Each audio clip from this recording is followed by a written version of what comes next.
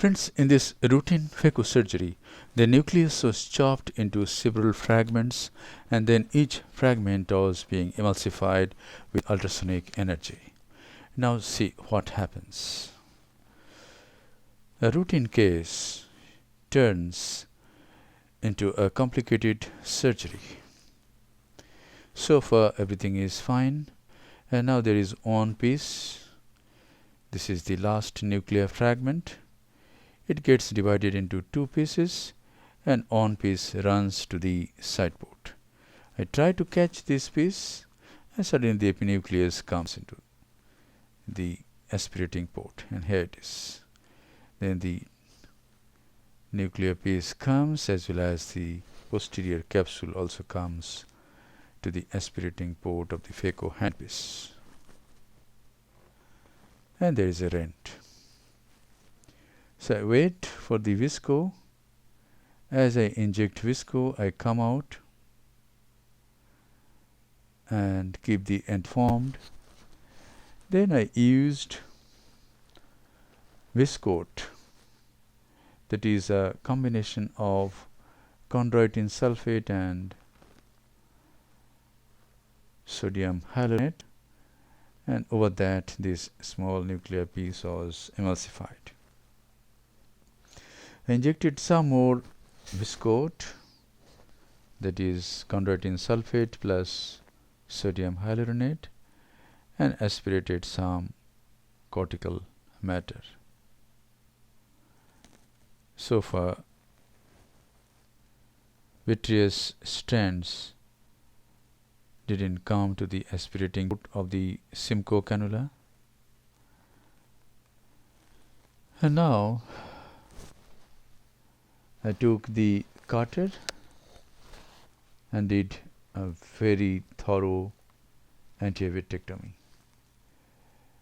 I went about 3 to 4 millimeter behind the posterior capsule in the anterior part of the vitreous cavity, kept the cutter there and did vitrectomy at that place, so that all the vitreous that is in front of the posterior capsule goes backward.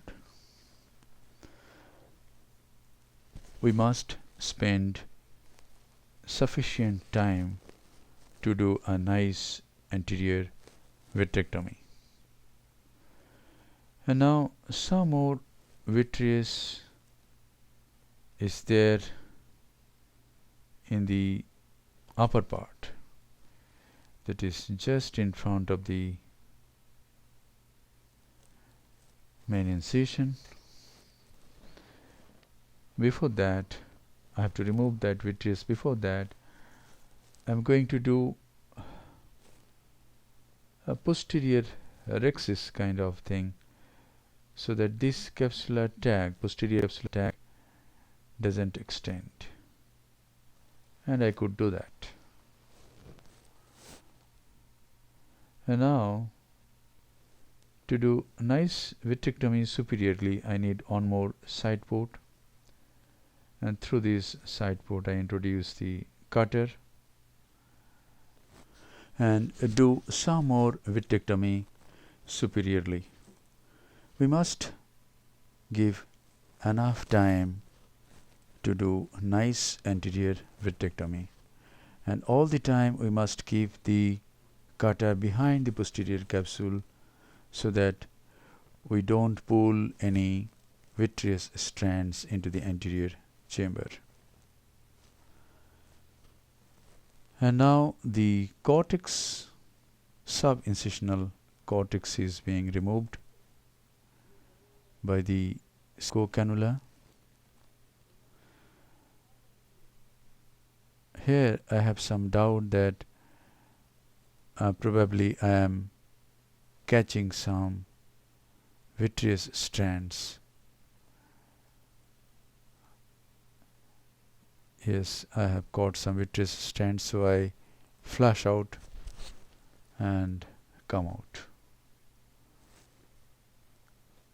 And now I do again some more vitrectomy to remove these debris which I flushed out.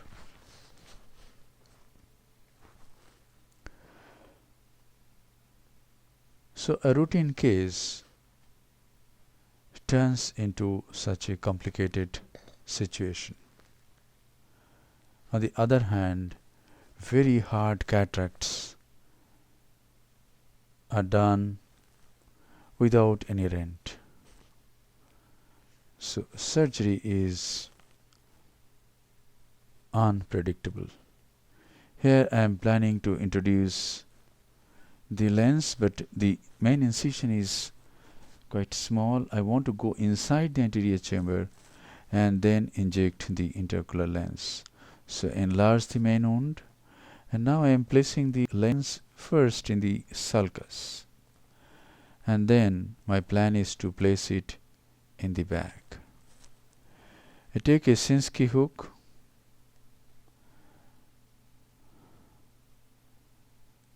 place the lens, dial the lens and place this lens in the bag, that is between the anterior capsule and posterior capsule.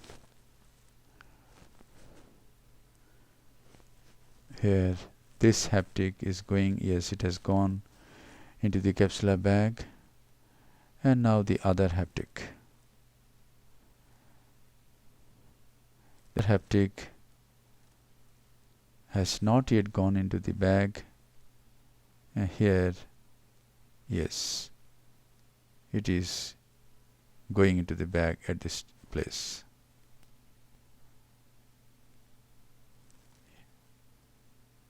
And as it goes into the bag, it is nicely centered.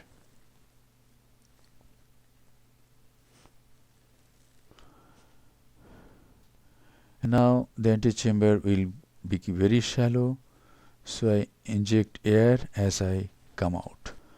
And now I inject pilocarpine to constrict the pupil and to see if the pupil becomes round or not. I didn't use triamcinolone acetate in this case because triamcinolone acetate may cause very high intraocular pressure. If we are very sure that vitreous is not in the anterior chamber, the pupil is round, then we can manage without triamcinolone acetate. The anterior chamber is formed nicely and the case is concluded. These are some post-op pictures.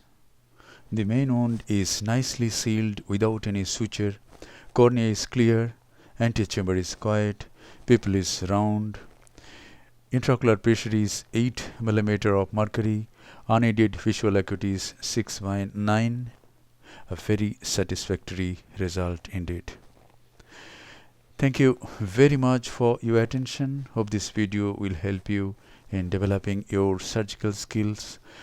It will inspire you to learn to overcome challenges. Thank you very much once again.